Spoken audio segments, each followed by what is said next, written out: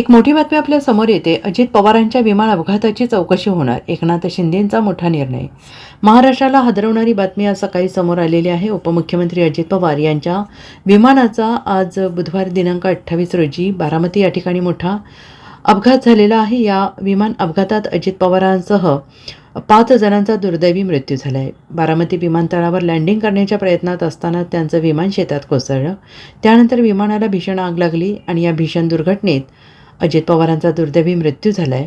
अजित पवारांसह या विमानात असलेल्या 5 जणांचा मृत्यू झाल्याची अधिकृत माहिती नागरी विमान वाहतूक संचालनालयाने दिलेली आहे. या घटनेनंतर राज्यभरातून हळहळ व्यक्त होते आहे. अशातच उपमुख्यमंत्री एकनाथ शिंदे यांनी आपल्या भावना व्यक्त करत, माझा मोठा भाऊ गेला, अजित पवारांच्या जाण्याने महाराष्ट्रावर दुःखाचा डोंगर कोसळला. संपूर्ण महाराष्ट्राचं मोठं नुकसान झालेलं आहे. कोणी स्वप्नातही असा विचार केला नव्हता असं म्हटलेलं आहे. तर या दुर्दैवी अपघाताची चौकशी व्हावी असंही त्यांनी म्हटलेलं आहे. आमच्या सहकार्याचा जीव या विमान दुर्घटनेत गेला आहे. 5 ते 6 जणांचा मृत्यू झालेला आहे. त्यामुळे या विमान अपघाताची चौकशी नक्कीच होईल, नक्कीच झाली पाहिजे. कारण यापुढे देखील अशा प्रकारच्या अपघात होता कामा नयेत. यासाठी हे गरजेचं आहे आणि तसेच या अपघाताची देखील चौकशी होईल अशी माहिती एकनाथ शिंदे यांनी दिलेली आहे. खरं म्हणजे अजितदादा गेले अनेक वर्ष या महाराष्ट्राच्या राजकारणात नेतृत्व करत होते आणि अतिशय परखड स्पष्ट वक्तेपणा आणि प्रशासनावर असलेली त्यांची पकड आपण पाहिलेली आहे. प्रत्येक गोष्टीचा त्यांना बारीक अभ्यास करून बोलण्याची सवय होती आणि परखड स्पष्ट वक्तेपणा, निर्भीड, रोखठोक बोलणारे असले तरीसुद्धा त्याला चूक म्हणणारे असले तरीसुद्धा अतिशय मनाने ते निर्मळ होते. याचा अनुभव मी स्वतः घेतलेला आहे. त्यांच्यासोबत मी मंत्रिमंडळात देखील काम केलं. मी मुख्यमंत्री असताना त्यांनी उपमुख्यमंत्री म्हणून देखील काम केलं आणि जेव्हा मुख्यमंत्री मी असताना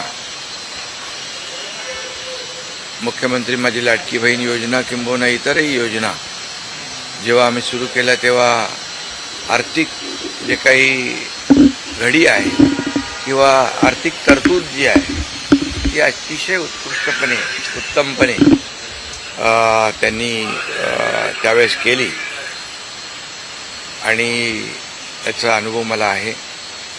आणि एकदा करायचं ठरवलं की ते अजितदादा करायचे. करतो, बघतो, पाहतो असे शब्द त्यांच्या डिक्शनरीत नव्हते. व्हायचं असेल ते तात्काळ करायचे, नसेल त्याला नाही म्हणायचे. असा स्पष्ट वक्तेपणा या महाराष्ट्राने पाहिलेला आहे. राज्यातल्या अनेक विषयांचा गाढा अभ्यास होता. अनेक विभाग त्यांनी हाताळले होते. याचा राज्याला फायदा होत होता. मंत्रिमंडळात देखील ज्यावेळेस काही विषय यायचे त्यावेळेस आपल्या राज्याची आर्थिक परिस्थिती अशी आहे, आपल्याला सर्वांना काटकसर करावी लागेल अशी अगदी निर्भीडपणे सांगणारे अजितदादा देखील आम्ही अनुभवलेत. शिस्तीचा नेता म्हणूनही आम्ही अनुभवलेला आहे आणि त्यामुळे त्यांच्या जाण्याने फक्त पवार कुटुंबियांचंच नाही तर संपूर्ण महाराष्ट्राचं न भरून येणारं नुकसान झालेलं आहे. आणि माझ्यापेक्षा वयाने मोठे असल्यामुळे एक जी काय आमची गेल्या अनेक वर्षापासूनची जवळीक निर्माण झाली होती, त्यामुळे राजकारणातले आम्ही तिघजण एक टीम म्हणून काम करत असलो तरीसुद्धा एक मोठा भाऊ हरपल्याची, गेल्याची भावना देखील, दुःख देखील माझ्या मनामध्ये आहे आणि मी त्यांना भावपूर्ण आदरांजली अर्पित करीत असतानाच मनामध्ये फार दुःखाच्या भावना आहेत. त्यांचं कुटुंब हे दुःख पचवण्याची क्षमता डोंगरा एवढं दुःख आहे. ही क्षमता ईश्वराने त्यांना प्रदान करावी. त्याची चौकशी व्हायला हवी आणि येणाऱ्या काळामध्ये असे अपघात होऊ नयेत. त्यामुळे बिलकुल याची शेवटी आमच्या सहकार्याचा जीव याच्यामध्ये गेला आहे. 6 लोक मृत्युमुखी पडलेले आहेत.